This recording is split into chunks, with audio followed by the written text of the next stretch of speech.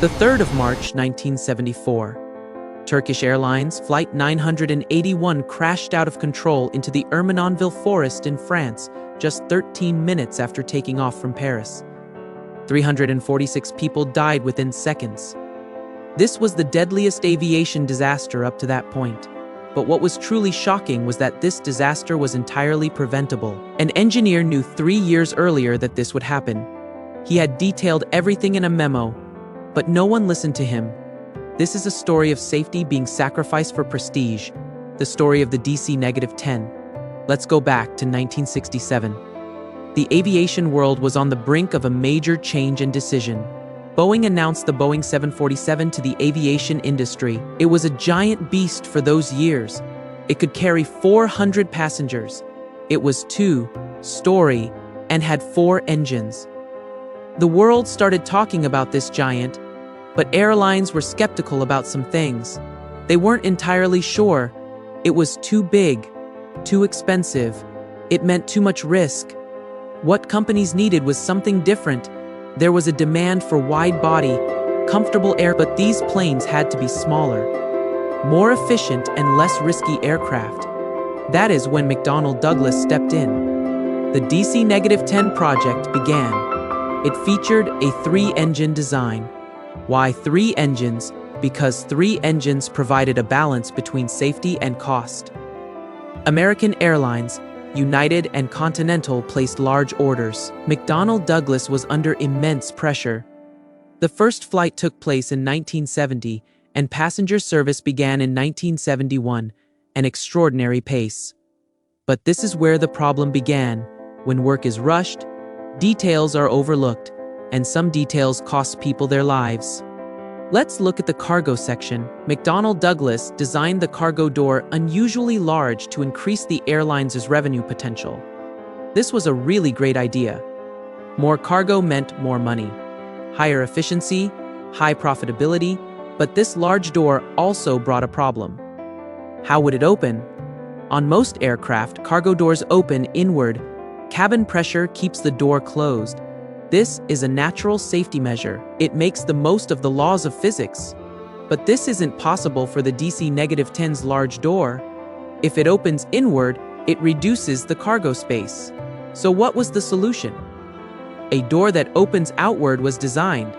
But this means cabin pressure is trying to open the door. So the locking mechanism has to be perfect. A single flaw meant disaster. McDonnell Douglas designed a system. Latches, pins, locking hooks, everything was flawless in theory. In practice, a complete disaster. And the first person to notice this was Dan Applegate.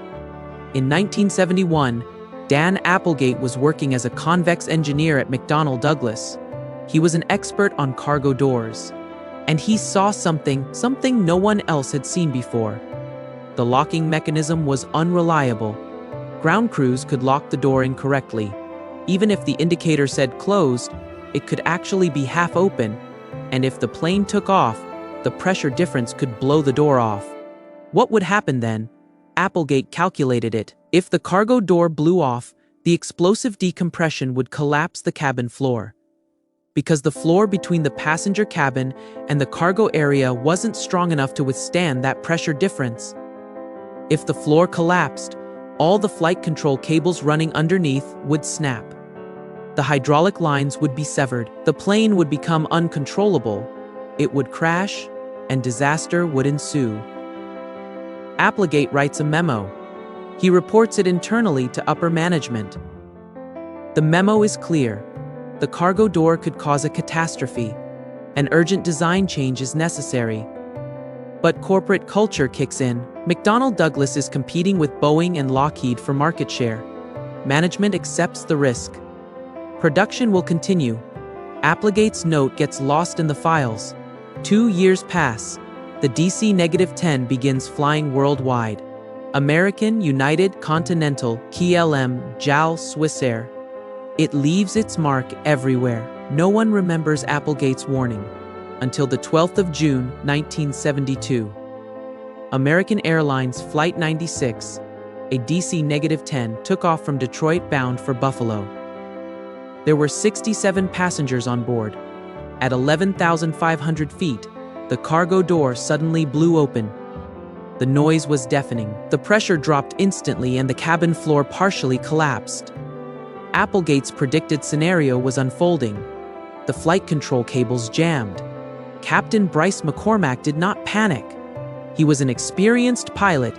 He tried to stabilize the aircraft with the engines. He struggled with the partially locked control surfaces, and a miracle happened. He made an emergency landing at Detroit Metro Airport. The aircraft was wrecked, but everyone survived. Thanks to McCormack's skill, 67 people were saved. The company adopts a different strategy. It publishes a service bulletin. What does this mean? Install small inspection windows. Ground crews can check through these windows to see if the door is properly locked. The fundamental problem remains unaddressed. Hundreds of DC-10s worldwide continue to fly with this known defect. Every day, it is a complete Russian roulette. And somewhere, another DC-10's cargo door is waiting to fail. On the 3rd of March 1974, in Istanbul, Turkey, a Turkish Airlines DC-10 was preparing for a flight with two routes. Its route was Istanbul, Paris, London. There were 346 people on board. At Paris Orly Airport, the plane stops as usual. The cargo door is closed. The latches are pulled. The inspection window is checked. Everything looks normal, but in reality, the locking pins are slightly misaligned. It is not fully locked. This is not noticed. How could it be? At 12:30, the I-981 takes off. Its destination is London Heathrow. It will be a routine 90-minute flight. The weather is good, visibility is good, the climb begins. Everything looks normal.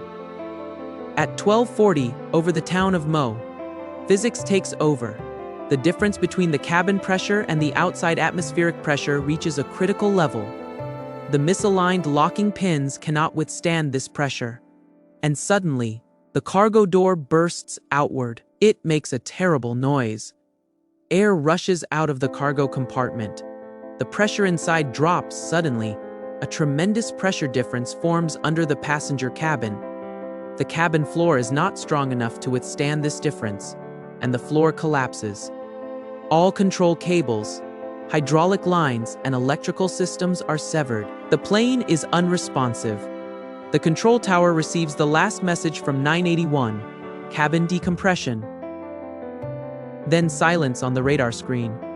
Flight 981's trajectory changes abnormally. It is falling rapidly. The DC-10 is falling in a non-aerodynamic manner. Its descent from 7,000 feet takes only 77 seconds. Its speed exceeds 800 kilometers per h, 12 hours, 41 minutes and 43 seconds. The DC-10 crashes into the Ermenonville forest. All 346 people on board are killed instantly. There are no survivors. We are approaching the end of 1974. McDonnell Douglas is working to resolve the cargo door issue. The cargo door system is completely redesigned and reinforced. By the end of 1974, the DC-10 returns to service with significantly improved safety systems. But public confidence is shattered. The death jet label sticks. This psychological damage runs much deeper than technical fixes. And then, just as everyone begins to think the DC-10's problems are solved, disaster strikes again. On May 25, 1979, the engine on American 191 departing from Chicago detached from the wing. The hydraulic lines were severed and control was lost. It crashed 31 seconds later. 273 people died. This became the deadliest single aircraft accident in U.S. history. This record remains unbroken to this day. The FAA acted immediately. For the first time, an entire fleet of one aircraft type was grounded. All DC-10s worldwide were subject to a flight ban. The investigation revealed that American Airlines had used an unapproved maintenance method. This created a crack in the pylon, leading to the detachment. Technically, this was not a design flaw in the DC-10. It was a maintenance error. But the public does not make such distinctions. The DC-10 was involved in 3 major disasters within 6 years, 1972, 1974, 1979. An unprecedented rate for a modern passenger aircraft. Airlines are canceling new DC-10 orders. They plan to convert their existing aircraft to other types. For McDonnell Douglas, this is a potentially devastating situation. The company had bet heavily on the DC-10's success. Now that bet is turning into a loss, McDonnell Douglas introduced safety improvements and launched advertising campaigns. But people didn't believe them. The MD-11 was announced in 1988, but it was too late. The DC-10, however, found a second life as a cargo plane thanks to FedEx. For McDonnell Douglas, this salvation came too late. Weakened by the DC-10's commercial failure, the company could not compete with Boeing and Airbus in developing new aircraft. In 1997, the inevitable end arrived. McDonnell Douglas merged with Boeing. This merger effectively ended Douglas's 76-year history as an independent manufacturer. Founded in 1921 by Donald Douglas, the company democratized aviation with the DC-3.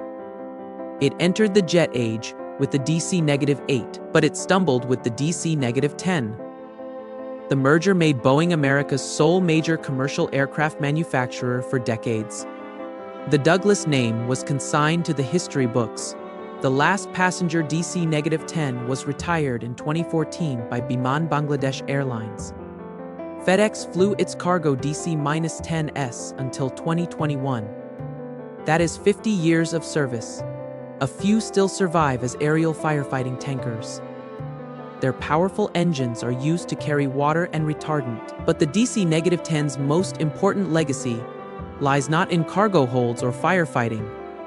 It lies in a fundamental transformation of aviation safety. Dan Applegate's overlooked memo is becoming required reading material in engineering schools worldwide. Corporate whistleblowing courses tell Applegate's story. When an engineer raises safety concerns, listen. Otherwise, blood will be spilled. In the aviation industry, the culture of safety is changing exponentially. The FAA is tightening certification processes. Airlines are being required to standardize maintenance procedures. Manufacturers are conducting independent safety audits during the design phase.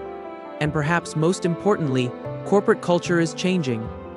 No engineer should ever have to say, safety was compromised due to cost concerns. Applegate's selfless case is driving this change. The DC-10 also teaches another lesson. Reputation is fragile. McDonnell Douglas technically resolved the issues. After 1974, the cargo door was completely redesigned. After 1979, maintenance procedures were tightened. Statistically, the DC-10 became a safe aircraft in subsequent years, but the public never accepted this. Because once trust is lost, regaining it is nearly impossible. Today, if you visit an aviation museum, you might see a DC-10 there. When you look at them, what do you see? A 3-engine design, sleek lines, an engineering triumph, but also a terrible story. The DC-10 shows what happens when safety is sacrificed for prestige and profit. It shows what happens when engineers' warnings are ignored. It shows that when you lose credibility, even technical perfection isn't enough. Before you go, ask yourself this. If a Dan Applegate emerged in your company today, would you listen, or would you ignore him under the pressure of cost and time? The legacy of the DC-10 demands that we ask this question every day.